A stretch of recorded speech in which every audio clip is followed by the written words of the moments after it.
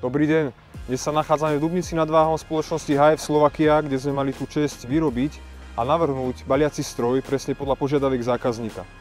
Poďte sa spolu s nami pozrieť, ako tento stroj vyzerá a ako pracuje.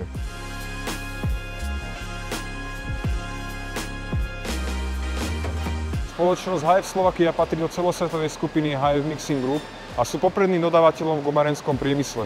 Ich výrobou je hlavne strojárenská výroba od jednoduchých strojov, jednoúčelových, po automatizované riešenia, pričom zaoberajú sa aj inštaláciou a ich následným servisom. Hlavný dôraz sa kladie na kvalitu a načasovanie výroby, s čím priamo súvisí aj proces balenia.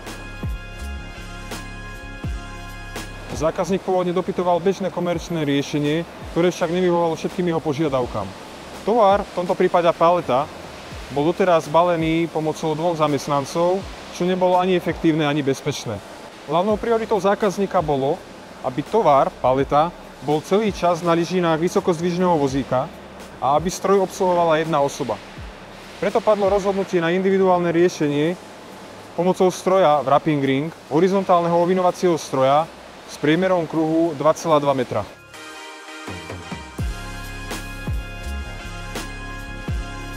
Stroj je veľmi jednoduchý na údržbu, takisto veľmi jednoducho, intuitívne ovládaný. Pomocou vysokozdvižného vozíka je možno vojsť s paletou priamo do stroja, kedy je ale potrebné fóliu ručne zaviesť a teda priviazať o paletu.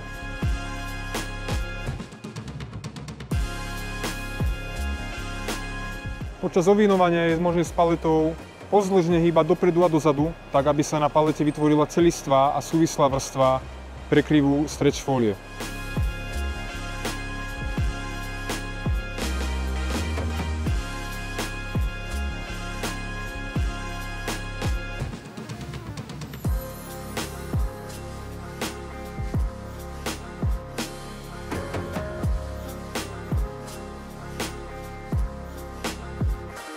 Po ukončení baliaceho cyklu je potrebné fóliu ukončiť, paleta je tak celistvo súvisle zabalená.